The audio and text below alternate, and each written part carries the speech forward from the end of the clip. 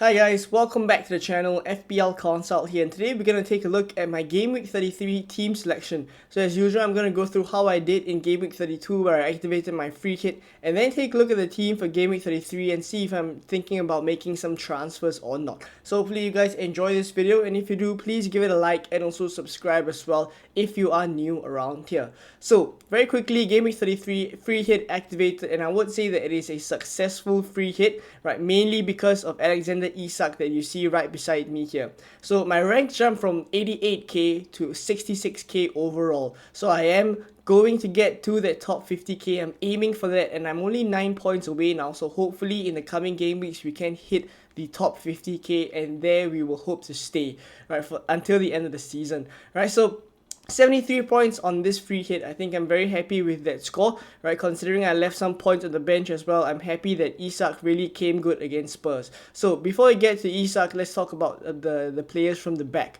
right? So John Stone, 10 points. Crystal Palace kept a clean sheet against Everton. So very well done from John Stone. Bonus points and also save points as well, right? We did also consider him because he was really cheap and also enabled other players in the team, right? So there we go with John Stone. Trippier didn't manage to keep a clean sheet because Kane scored, but Newcastle really blew Spurs away as we saw yesterday, right? So we'll talk about Isak in a bit, right? Trent, 5 points. He got an assist against the Nottingham Forest side that managed to score 2 goals, so that's the reason why he's only got 5 points there. But I am still pretty happy that I have Trent in my own team, my original team, right? And moving forward, I think he will be a pretty good differential before people start to hop onto him from Game Week 34 onwards. Now for Moreno, I'm pretty disappointed that Ivan Toney scored, because I was banking on Toney not scoring, but that kind of took Moreno's clean sheet away, right? But it also gave me the the push to get Isak, right? Because going for Moreno here also made me want to gamble that Toney wouldn't score, and therefore I went for Isak. So on the whole, right, if I went for Moreno plus Isak, the comparison between the alternative score, which was Joachim Anderson on the bench right now and Ivan Toney, right, the score wouldn't be too different at all, maybe 1 or 2 points difference, right? So Moreno didn't manage to keep a clean sheet, but that's alright. His attacking threat was what we were going for, even though he didn't manage to get an attacking return. Now in the midfield, Cody Gakpo, quite a disappointment there, came off at the 60th minute and also didn't get any attacking returns. Jota is the one that did really well in Game Week 32, so those of you guys who went for Jota, extremely good scores there. Salah is my captain, who managed to get a goal from his only shot in on target in the game. So 7 points for Salah, and that's why 14 from the captain's armband. And then Martinelli, 9 points, taking along very, very well and managed to score that goal against Southampton. Saka as well, 1 goal, 1 assist, so 13 points for Saka. Up front is Ollie Watkins, Jesus, and Isak, right? So Watkins didn't manage to score. Jesus as well, from an XG of 1.44, didn't manage to get any returns against a Southampton team, right? So that was very, very disappointing there, but thankfully the one who did the business was Alexander Isak, right? 2 goals and 3 bonus points for him without even playing the last 20 to 30 minutes, right? So I'm very happy with him. He was a mega differential for me, right?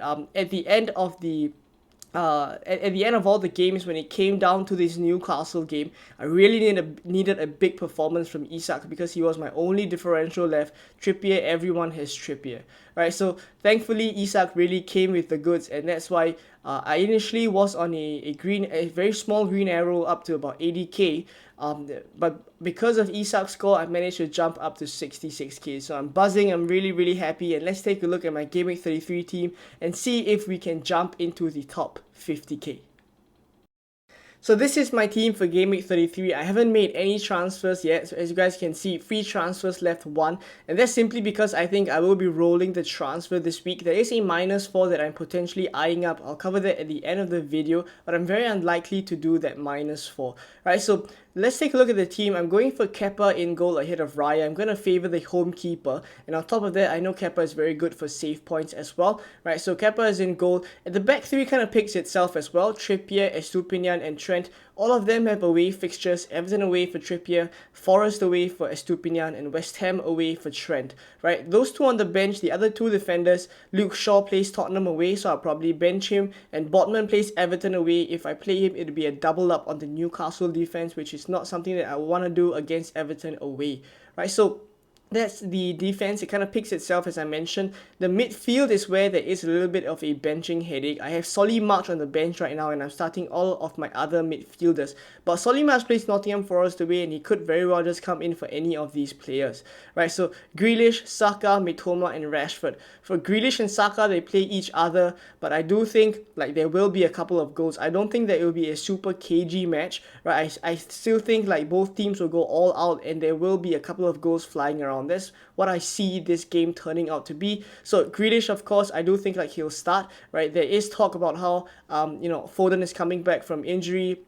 Mahrez looks really good as well, right? But I still do feel like what Grealish offers kind of makes him different from the rest of the midfield options for Pep Guardiola, and that's simply because Pep mentioned that Grealish brings some control to the tempo of the game, right, that he really likes, right? So I do fancy Grealish continues to start, and against Arsenal at home, he could very, very well get a return there. Same for Saka, he's on penalties, of course, that Arteta has already confirmed, right? He plays Man City away, and this is a massive game for Arsenal, so I still do feel like there will be goals flying around, so hopefully Grealish and Saka both get something. Nottingham Forest away for Mitoma. Mitoma, of course, is the preferred midfielder for me ahead of Solly March. Solly March just missed a penalty as well, so how that will affect him, it remains to be seen, right? But I still do feel like Mitoma is my preferred midfielder to start. So for now, Mitoma is in the team as well, and Marcus Rashford, who is my captain for now, right? So of course, vice captain is on Erling Haaland because I still do feel like there will be goals for City in that game considering how Arsenal are defending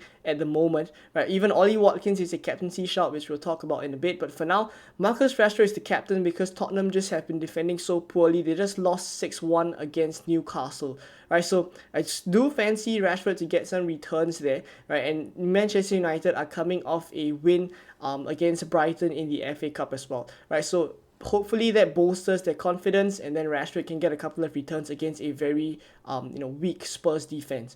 Right, so up front I have Ollie Watkins, Harry Kane, and Erling Haaland. Ollie Watkins plays Fulham at home.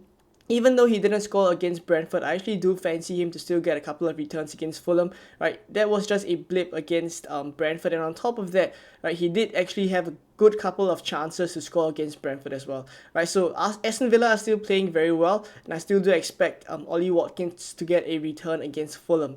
Now, for Harry Kane, he plays Manchester United at home. Manchester United's defense has been a little bit shaky, but against Brighton in the FA Cup, they did play Luke Shaw at left centre back. They played Darlow at left back, and beside Luke Shaw, they had Lindelof, and beside Lindelof is Wan-Bissaka as well. So this back four that I just mentioned is probably a more stable back four, but we could see some rotation there, and if there is a different Manchester United backline, maybe Harry Kane could profit there. And on top of that, regardless of the backline, Harry Kane is on penalties. He's a very consistent performer.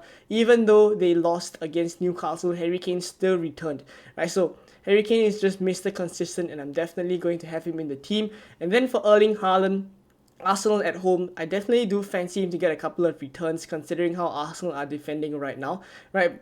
On the bench, right, Solly March is actually someone, as I mentioned just now, that could really just come in for any one of these players here. Maybe Grealish, maybe Saka, right? Or even if I decide to bench Harry Kane, right, in any situation, if I really do fancy Manchester United for this Tottenham game, then Solly March could actually really come in because he has a very, very good fixture, Nottingham Forest away, right? So for now, he's on the bench, and I have the other players that I mentioned in the team right now.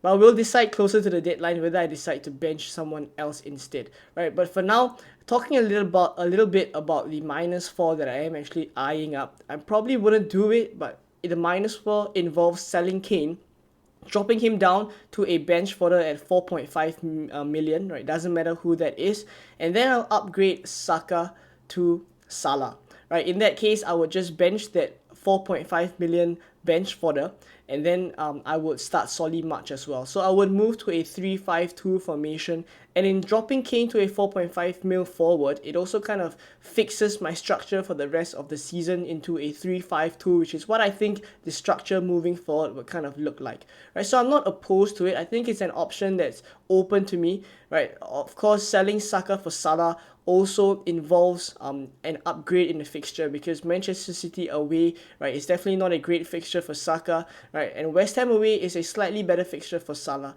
right? So this move is open to me. I could do it, but I think I'm very unlikely to do it, and for now, this is how the team is looking like. Captaincy on Rashford once again. It could very well change to Haaland if I actually do fancy him to get a big performance against Arsenal. If not, I think Ollie Watkins is a good outside shot as well. Right, so there we go. This is my team for Game Week 33. Let me know what you guys think. Who will you bench, right? Will you bench Grealish, Saka, Solly March, or Kane, right? For now, I have March on the bench, right? So who would you captain as well? Let me know who your captains are, because captaincy is pretty close this week, simply because Haaland plays Arsenal, right? So we could actually look elsewhere and go different, right? So let me know what you guys think. Hopefully you guys enjoyed this video. If you did, please give it a like and also subscribe as well if you are new around here. And I'll catch you guys for the Game Week 33 deadline stream very soon.